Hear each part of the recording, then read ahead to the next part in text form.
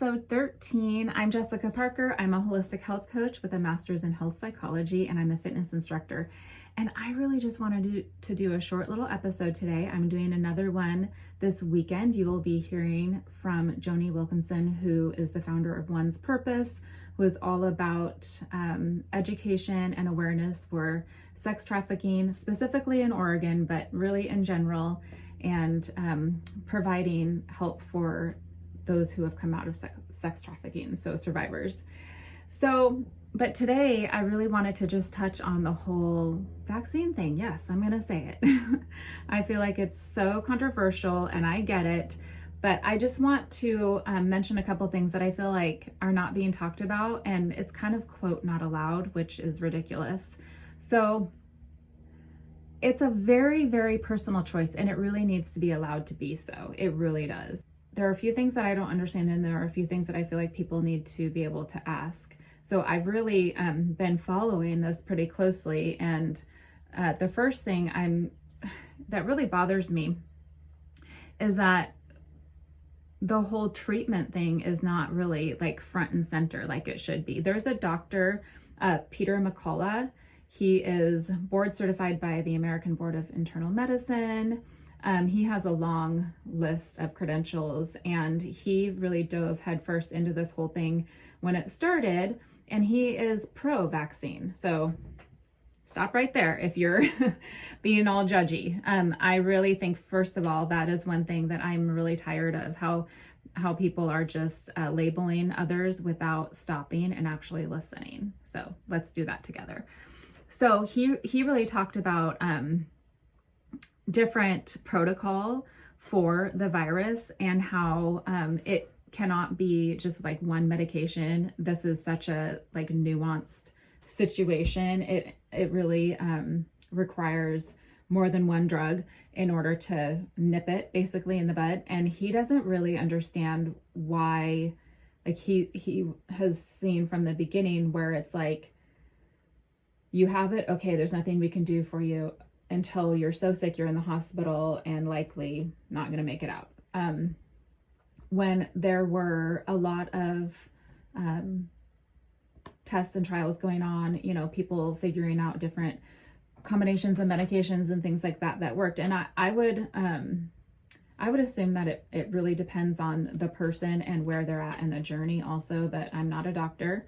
Anyway, so he was doing a lot of work in that aspect of it, and then ended up, finding a protocol, he writes a lot in medical journals, like he's the most published doctor apparently in his field, and then went ahead and posted a YouTube video about it, and it was promptly taken down. That's weird. So again, I hear a lot of, people just attack, you have to like save other people and blah, blah, blah. But that's not even how it works. You can still get it and pass it on once you've had this quote vaccine. It's not a normal vaccine. I'm not judging. If you want it, that's totally fine, but you need to stop judging others for not. So I personally have autoimmune issues, and if my immune system reacts to something, my symptoms go freaking crazy, and it's not only not fun, at times it's scary. So that's my first hesitancy, is like, I don't know what's in this, and I don't know how my immune system is going to respond to that. I don't think that's a good idea for me. The other thing is that studies with animals have shown, like in the past with coronavirus vaccines, because this is not a novel virus, this particular one is different, but coronavirus has been around for a long time. So they've tried to develop vaccines for a long time, and animal trials have resulted in the animals perishing after they were vaccinated and then introduced to the virus. So that's something that really concerns me. And a lot of people get their shot and then they, post it on social media for all to see. And then, oh, I haven't grown a third head. So, kind of poking fun. And I don't like that. And the other thing is when I'm thinking, okay, you haven't grown a third head, but how is your body going to respond down the line? And the way autoimmune issues work also, our immune systems react. We get systemic inflammation in our body from toxins especially, but gut health and a million different things. So your body doesn't just right now get an autoimmune condition. So that's something that I'm very concerned about, like later on down the road, how is your body going to react to having these substances in it for so long? So, yeah, some people have adverse reactions right now, but I'm more concerned about down the road. And I'm also more concerned about down the road how your immune system is going to react once it comes back in contact with the coronavirus. That's something, again, that's like not really allowed to be talked about. So the other thing that I really don't like is that people who have had it, who have had the virus, it's like it doesn't count. So I am always hearing follow the science, #science, whatever. Where's the science when it comes to having immunity? Where's the science when it comes to having had the virus and recovered? Where's that science?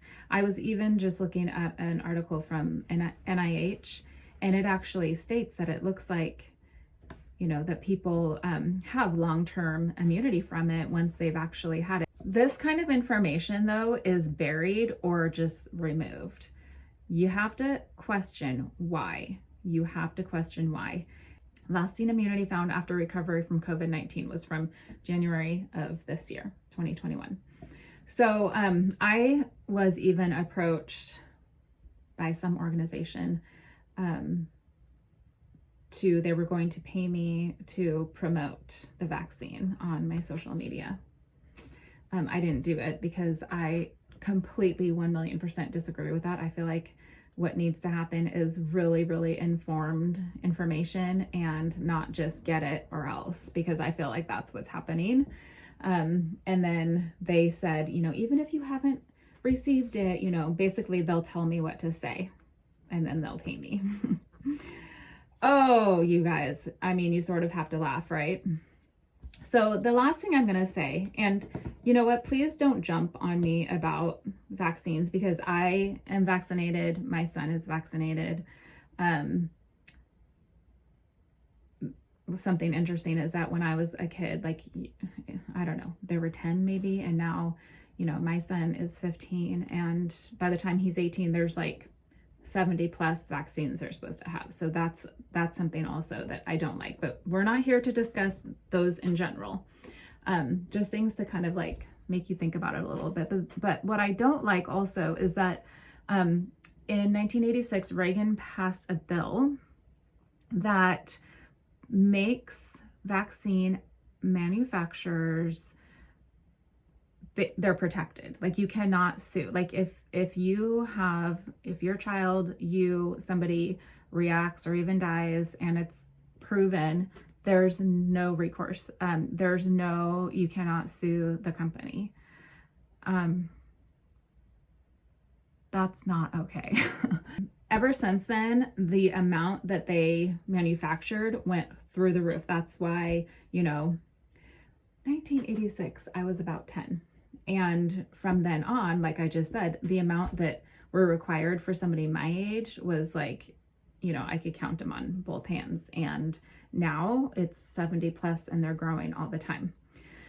My biggest thing is that I don't like the shift from, being healthy, having a strong immune system and looking at underlying reasons for risk in general, not just this virus. There's a total shift away from that. Nope, we're not going to talk about that. We're going to talk about how we can get this in you. Bottom line, that's all it's about. If you say anything against it, or if you try and talk about something else in terms of being healthy, you're axed, you're gone. So my reason for even saying this is that I'm really sick to my stomach of about the discussions that I see and people attacking each other when, if you stop for a minute, I've said this on my social media that like I personally can't have penicillin. I have friends who can't even like get near a nut. Okay. Like it's that bad. I just mentioned my twin sister. She can't have gluten. Nobody bats an eye. Oh, you can't have that. Okay. But when it comes to other things, suddenly, other things, meaning vaccines, suddenly it's a one size fits all and no questions asked. No questions asked. And don't you dare, if you do, then you're a murderer, basically, and you don't care about people. Well, where's the in between? What happened to that? So when I was looking at some information before I jumped on here, it's also really weird to me that, not weird, it's not surprising, but I've seen many personal accounts of things that have happened like after, or people who have gotten their shot and then come down with the virus. Some have passed away. You can't find that information. Isn't that funny? Isn't that interesting? Like I've seen personal accounts, people that I know, and then and I know the numbers are pretty high with all of that stuff, but then all you see is reasons why you should do it, reasons why you should do it. So just a few things to keep in mind. Again, I'm not, if you get it or want it or whatever, awesome, but you need to respect my choice because I have reasons for questioning or being hesitant. Absolutely. Plus, I'm 44. I'm not 74. I'm not obese. I exercise. I take care of myself. I'm not in that risk factor. And I think I may have had it. So you do have to wait a little bit, but I'm going to get tested to see if I have those T cells. That's definitely, like I said, gold standard in terms of immunity. All right. You can find me actually, I have a new website. I am shifting. Pretty soon you'll see not just my podcast, but also my website, my business name in general. It's going to be called Vibrant Life, just like this podcast. So you can find me now at thatvibrantlife.com. And for now, until I switch things over, I'm on Facebook at Health with Jess and Instagram Health with Jessica. My podcast is sponsored by Oregon Valley Farm, which is my family-owned and operated business. We ship pasture-raised pork and chicken and grass-fed and finished beef to your door, frozen on dry ice. If you're local to us, you can pick up, and we do not have any added antibiotics or hormones in our meat, which is super important to me, and back to that foundation of health that I was talking about earlier. All right, you guys have a fantastic day.